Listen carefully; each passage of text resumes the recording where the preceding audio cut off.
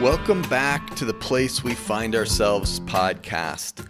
I'm Adam Young, and this is part 2 of a new teaching on the importance of naming intentional harm.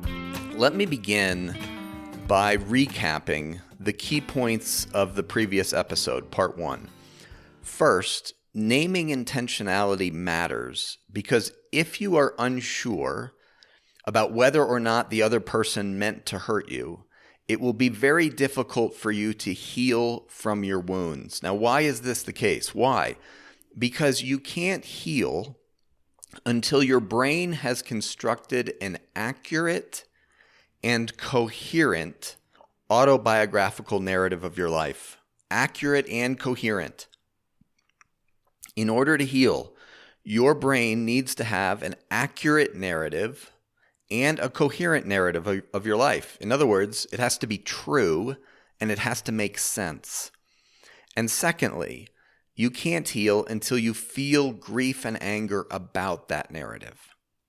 The second key point from last time is that each one of you has an ability called mind mapping. Mind mapping. This is a term from David Schnarch's book, Brain Talk, and mind mapping refers to your ability to map out the thoughts and feelings of another person, such as your mother or father. Your ability to map out, to know something of the thoughts and feelings of your father and mother as they interact with you. That's mind mapping. And the third key point from last time is that you may have experienced what's called traumatic mind mapping.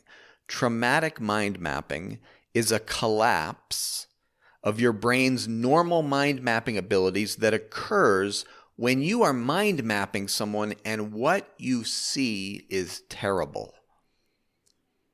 Traumatic mind mapping, also known as spaghetti brain, that's what Schnarch calls it.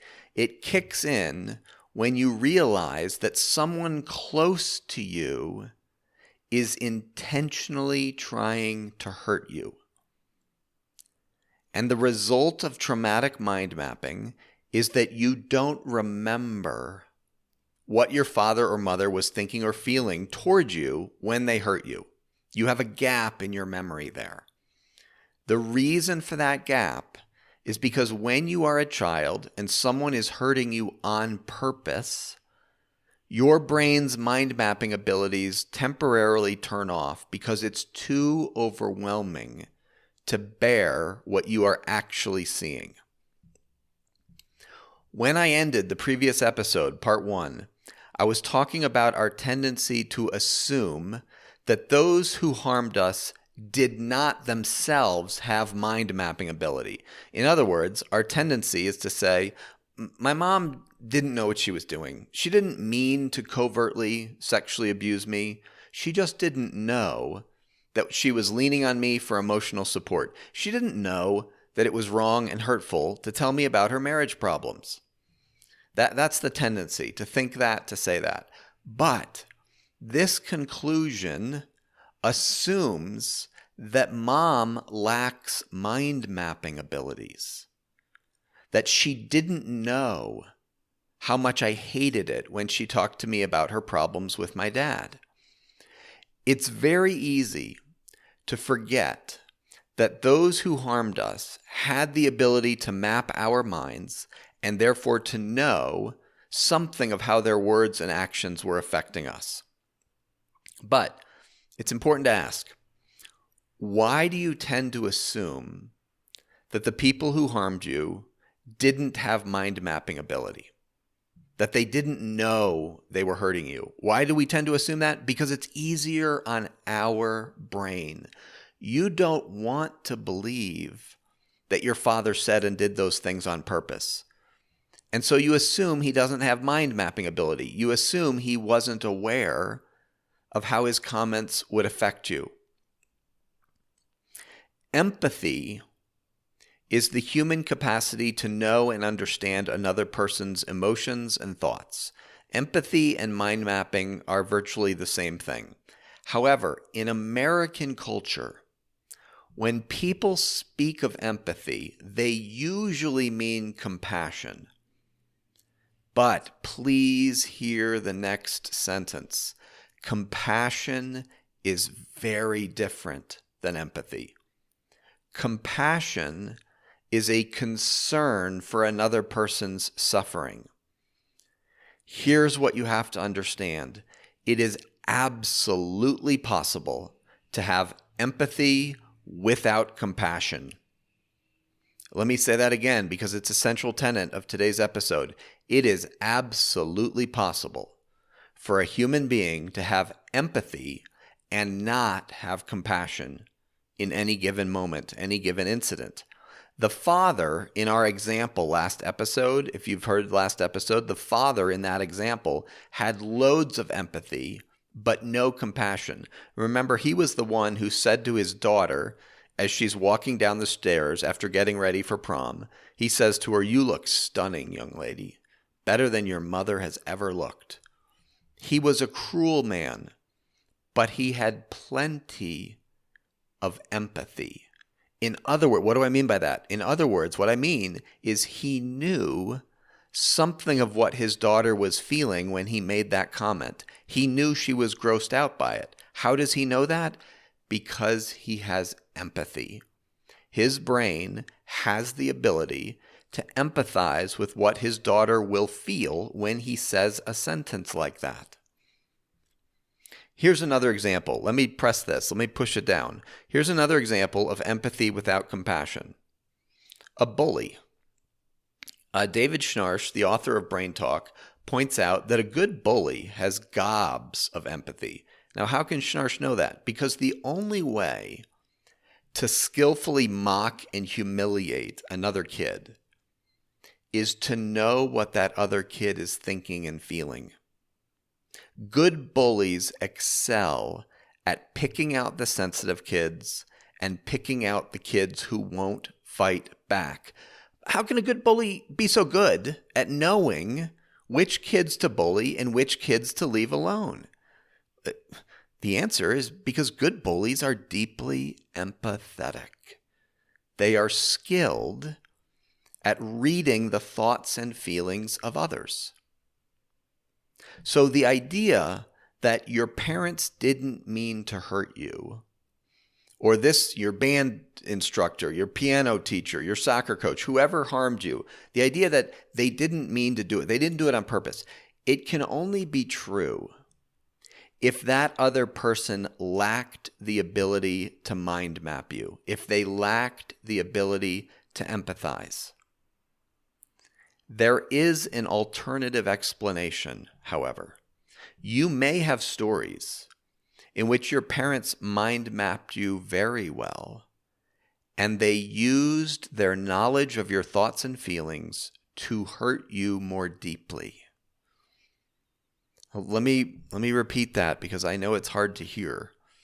You may have stories in which your parents mind mapped you very well, and they used their empathy, they used their knowledge of you, of your thoughts, your feelings, the kind of person you are, to hurt you more effectively. Here's an example. Jim is a 14-year-old boy who is not very good at sports or academics. But this year, Jim really takes a liking to art class. And Jim realizes he's got some artistic abilities, some gifting in art. And he gets really excited about art. While Jim and his mom are at the mall, they wander into an art store. And they see a landscape watercolor painting that Jim absolutely loves. Jim says to his mom, "I think I'm going to buy that painting." And mom looks right at Jim and contemptuously says, "Why would you waste your hard-earned money on a worthless painting? Artists are just dreamers who can't make it in a real job." 30 years later, Jim is in therapy talking about this story. And Jim's therapist says, your mom probably wasn't very good at empathy. She probably didn't realize how much her comment hurt you. Here's an alternative explanation. Jim's mom had plenty of empathy, and she used her empathy to craft a comment that would be especially painful to Jim. Mom's ability to mind map Jim, that is to know that Jim was developing a love for art, that Jim was excited about that particular watercolor painting, that Jim was enthusiastic about his newfound love of art.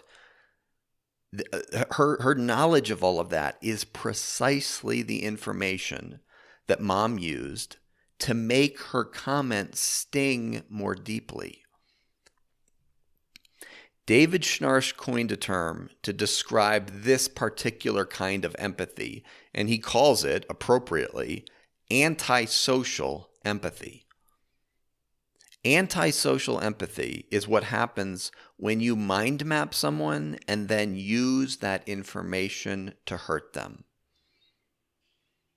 Antisocial empathy is when you use your empathy abilities to know something about the thoughts and feelings of another person, and then you use the information to hurt that other person. And we've all done this. I mean, we have all used antisocial empathy to hurt another person. Bullies have antisocial empathy.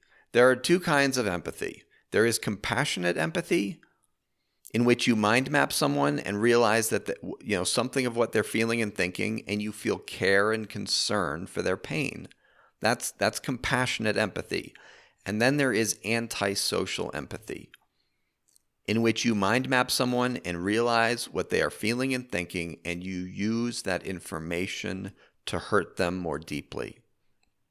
Okay, why did I just explain mind mapping and antisocial empathy? Because you need to be clear about these dynamics in your story in order to heal. Healing requires that you construct an accurate and coherent understanding of your story. Many of you have gaps in your stories. Those gaps may be places where your brain collapsed because of traumatic mind mapping. Remember, traumatic mind mapping leads to spaghetti brain. It is the temporary collapse of your brain's mind mapping abilities that occurs when you are experiencing intentional harm from someone close to you, someone important to you, like a parent, someone you care about, someone you think cares about you. When someone close to you is hurting you on purpose, you get overwhelmed by big emotions. This is what happens to our brains. And we stop thinking straight.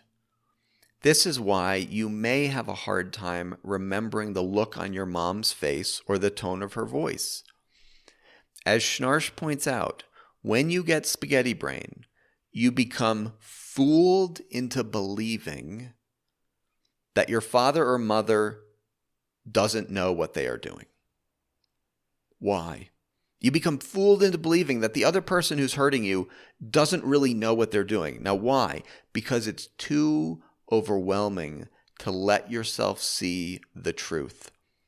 And so the narrative you tell yourself is, Mom doesn't really know what she's doing. She's not hurting me on purpose. Think back to the girl coming down the stairs for prom. Think back to that story. When her father said, "You look stunning, young lady. Better than your mother has ever looked." When her father said that, she, the girl, had what's called a disgust reaction in her brain. She was repulsed by his words. She was also repulsed by his creepy facial expression and his aroused tone of voice. Now, the feeling of being repulsed by something is known as the disgust reaction. The disgust reaction. And we all have it. When this young girl, has this disgust reaction, a portion of her brain called the anterior insula takes over, and her mind mapping system stops working. In other words, she becomes mind blind to her father in that moment. She loses the ability to know that her father is sexualizing her on purpose. Her brain is not able to function the way it was just 5 seconds prior. Therefore, she can't respond well to her father's comment, and when she records the event in her autobiographical memory, she omits the part about how her dad was aroused by her. She omits the part about the enjoyment on Dad's face when Dad compared her, his daughter, to the mother. And so this girl now has a gap in her memory. And that gap is precisely the intentionality behind her father's words. Decades later, she will recall this event, but she will not be able to recall the map of her father's mind. And so when I ask her, what do you think your father was thinking and feeling as he said those words to you? She'll respond with, I don't know. Here's the point. Schnarch points out that in order to heal, you need to go back into the original scenes and map the other person's mind. For healing to occur, you have to put the mind mapping information back into your autobiographical narratives, your memories. And when you do this, the meaning of your stories will change significantly. How do you put the mind mapping information back into your story? Okay, here's how. You have to re-enter the story, call it to mind, and then describe what you actually see as you look at the memory, as you look at the other person. You have to visualize the look on your father's face as he is saying that cruel comment. You have to hear the tone in your mother's voice as she is mocking you. And, by the way, it is incredibly helpful, borderline necessary, to do this with another person, especially another person who is honest enough and courageous enough to tell you how they experienced the story you are telling. So you watch the memory unfold in your mind's eye as if you were watching a movie. You experience the action as it slowly develops. And if you keep watching the movie unfold in your mind's eye, the mind mapping information of the person who is harming you will slowly return, especially if you do this with another person who is trained in story work. Together, the two of you will be able to look at the data with your eyes wide open to the truth.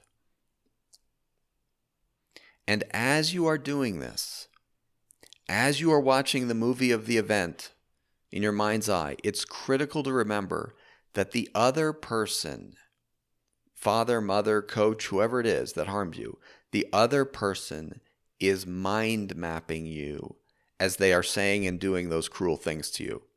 Remember, your parents had the ability to mind map you, which means they were aware of how their comments and actions were affecting you emotionally. Your tendency will be to think that the other person doesn't have mind mapping ability, that they didn't know how much they were affecting you. So re-visualize the scene in your mind's eye. Watch the movie unfold. And as you do, remind yourself that it is highly likely that you are watching a parent who is mind mapping you as they are hurting you. In other words, they are fully aware of how much their words and actions are affecting you. Here's how David Schnarch says it. He says the following to summarize what I'm getting at here. He says, generally speaking, the closer your antagonists are to you, relationally, the closer your antagonists are to you, the more you'll have difficulty believing or remembering, number one, that they have mind mapping ability. Number two, that they can anticipate or see the impact of their actions. And number three, that they have antisocial empathy and are enjoying what they're doing. You may have had a therapist or a friend tell you that your abusive mother didn't really mean to hurt you. Those words, more often than not, those words are meant to be comforting. However, they will keep you stuck. They will block your healing process. Why? Because you won't develop an accurate picture of your story. Healing requires that you understand what really went down. Yes, so important that you understand what really went down, how it really played out. The purpose of naming intentionality, The purpose of realizing that your father really meant to do it is so that you can heal. It's not so that you can blame your father. This has nothing to do with blaming or contemptuously condemning the person who harmed you. This is about being clear about whether the other person really meant to do it. Remember, healing requires two things, at least these two things. Number one, that you are able to tell an accurate and coherent story, which means you have to understand what really went on. And number two, that you metabolize the grief and anger about what actually happened. And you can't grieve or rage about something that has not accurately and fully been named. It's very different to grieve intentional harm than to grieve they did it on accident. Very different experiences. Healing is possible, but it requires becoming clear about the awfulness of some of your core stories. Now, let me close with a personal story that illustrates intentional harm. When I was a sophomore in high school, I was in a lot of pain. I had lots of anxiety. And I found a book at a Christian bookstore called If God is So Good, Why Do I Hurt So Bad? I immediately bought it and I began reading it every day. A few days into reading my new book, my dad's brother, my uncle, came to visit. And I had been reading my book, out in the family room every day for the past week. And my dad and uncle were in the family room together. My uncle saw me reading my book and he asked me, "Adam, what are you reading?" I told him that it was called If God is So Good, Why Do I Hurt So Bad? And my uncle immediately looked at my father, started laughing scornfully, and then said, "I've been asking that question my entire life." And then my father said, "I know, right?" And they joined in this deep, contemptuous laughter. My heart was devastated. I felt humiliated. I felt like a loser for thinking that maybe there was a solution to my pain. I'm 15 years old, trying to figure out what it means to be a man, and two grown men are laughing at my naivete. Now, in order to understand this story accurately, in order for me to access grief and anger, I have to visualize my dad's face as he is laughing at me, and I have to remember that he has mind mapping ability. In other words, I have to remember that my dad is fully aware that his laughter would have been devastating and humiliating to me. Now, someone might try to comfort me by saying, your dad just got carried away. He was just laughing along with his brother. He probably didn't realize how much his laughter would cut you to the heart. But look at the data. My dad knows I bought this book with my own money and that I've been reading it every day and underlining lots of it.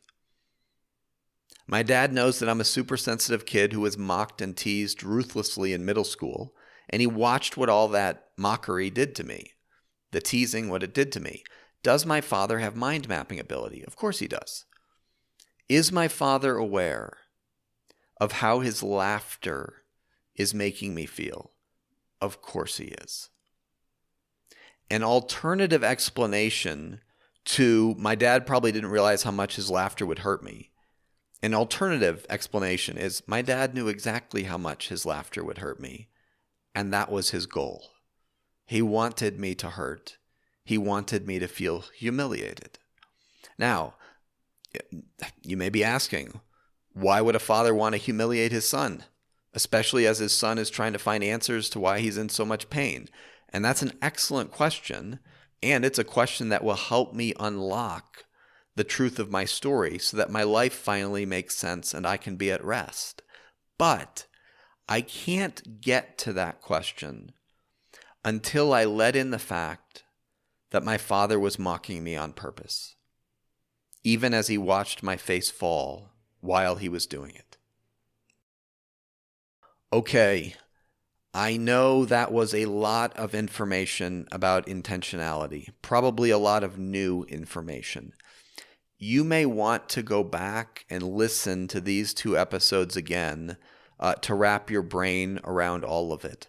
But it is such important concepts to understand if you want to continue to engage your story in a healing way. Thank you so much for listening. I will be back with another episode in a couple of weeks.